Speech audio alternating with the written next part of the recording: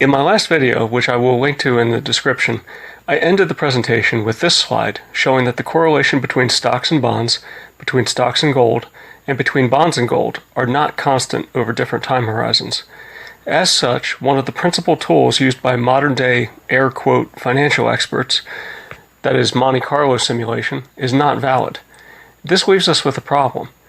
If the world of money changed in 1971 with the closing of the gold window, and the end of the foreign redeemability of U.S. currency for gold, and if there are only 5 decades worth of data available between then and now, how are we supposed to come to any conclusions about safe ways to spend down our retirement savings?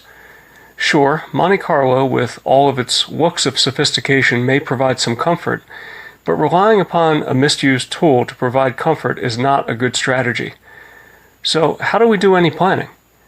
If we knew ahead of time that we had 30 years, 40 years, or 50 years worth of life left ahead of us, and we knew ahead of time how our retirement assets would be valued in each of those years with perfect foresight, then the answer would be easy. Of course, the only thing that we do know for sure is that we don't know. But maybe we can study the past to come up with some educated guesses. Let's take a closer look at 2 portfolios. One is the 60% stock, 40% bond portfolio. The other is the 65% stock, 35% gold portfolio. I like to categorize drawdown risk into 2 categories. In one category, a person will try to maintain a constant rate of spending from a portfolio. This person bears the risk that the funds will be exhausted before the person dies. There are 3 reasons this could happen. First, a person could just pick too generous a rate of return from the portfolio. Second, the person could live significantly longer than the actuarial table suggests.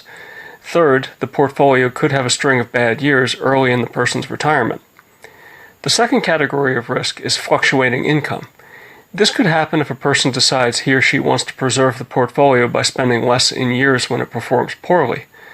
Personally, I think this is the best way to manage the risk of outliving your resources. Here I am showing this policy put into practice. A person starts out with $100,000 of today's purchasing power in a 60-40 portfolio of stocks and bonds as he or she enters the 1970s. The person decides to rebalance the portfolio anytime the ratio of stocks and bonds deviates from the desired 60%-40% proportion. The person also decides to withdraw 5% of the portfolio's value each and every year. This is not the same as starting out by spending 5% and then continuing to spend the same CPI-adjusted value each and every year. No, in this case, if the market performs poorly, the person will spend 5% of the value but will have fewer dollars per month of spending power. Why did I choose 5%? Basically, it's because this is the number that resulted in the monthly spend at the end of this 5-year decade period being the same as the starting monthly spend. Hypothetically speaking, if the future is the same as the past, this percent spending level could be continued indefinitely. Of course, the risk to our investor is the fluctuating income. Notice that the 70s and early 80s were brutal to the holder of this portfolio. The initial spend rate was about $400 per month, and it declined down to $147 per month. The median spend rate was $331 per month. If we compare the worst month to the median, it's only 44% of the median spend level. Could a person tolerate being able to spend less than half in the really bad years what could be spent most of the time? Probably not. Such is the danger of a pure financial asset portfolio. It brings with it quite a bit of uncertainty because stocks and bonds have such a high correlation over long periods of time. Now, looking back at slide 1 of this presentation, we can see that the long-term correlation between gold and financial assets is strongly negative. So we should expect that by using gold instead of bonds, we could get a more consistent performance.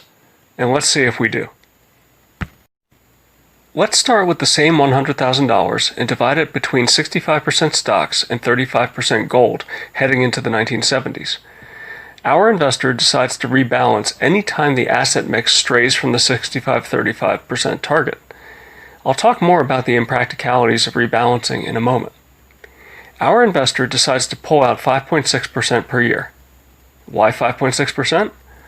The same reason I picked 5% for the stock and bond portfolio. It allows the monthly spend at the end of this period to be the same as at the start. Should the future be like the past, it would mean that 5.6% of the portfolio could be spent indefinitely, essentially taking longevity risk off the table. Already, we're about 0.5% higher than what could be obtained from the stock and bond portfolio. But here's the magic part. Notice that the minimum spend level of $278 per month is 68% of the median spend level of $407 per month. Can a person handle a temporary pay cut of about a third? Well, it wouldn't be pleasant, but it certainly is better than the spend level being cut by more than half, which was the case for the stock and bond portfolio. The performance is much more consistent when gold is used. But this example is a little bit academic. Continuous rebalancing of a stock and gold portfolio is impractical. The main reason is cost. Spreads on physical and taxes on reported sales will eat away any benefit of rebalancing. And I'll cover just how punishing it can be in another video. The same problem may or may not exist for financial assets. Rebalancing can be done virtually cost-free for stocks and bonds if the funds are in an IRA or 401k. There are some options for including gold in a tax-sheltered account, but those options are limited to paper representations of gold, and I'm not a proponent. So with all that said, let's discuss some strategies that can be employed. The first and simplest is just not to rebalance at all. Here we start out with the same 65-35 mix, but instead of rebalancing every year, we just take 5.2% out of the gold bucket each year and 5.2% out of the stock bucket. Why 5.2? Again, it's because it's what leaves the spend rate at the end of the time period the same as at the beginning. But don't start thinking that if the future unfolds like the past, that this strategy can be perpetuated indefinitely. It can't.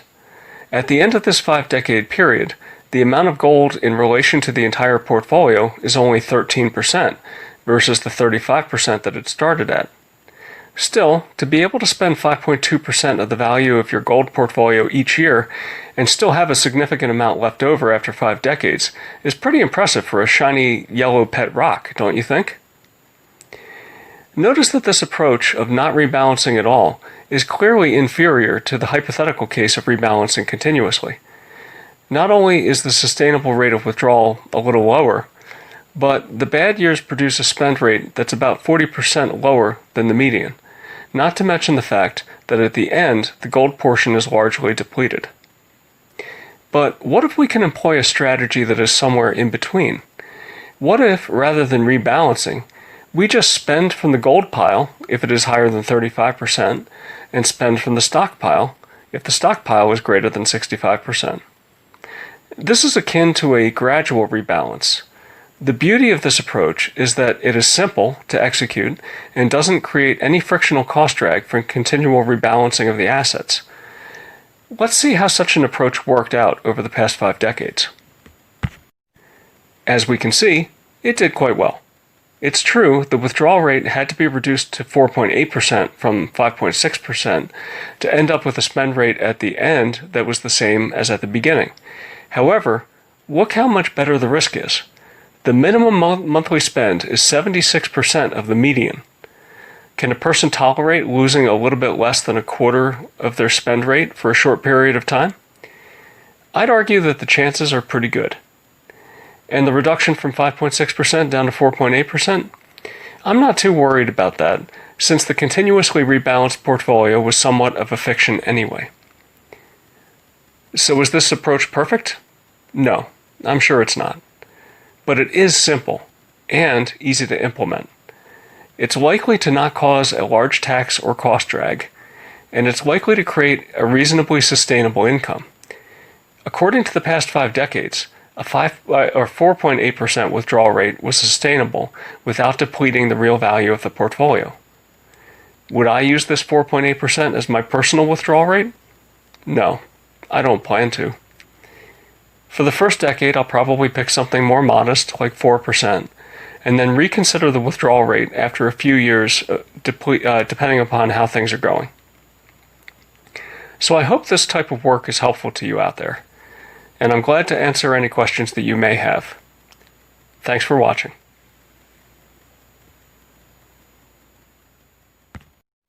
In my last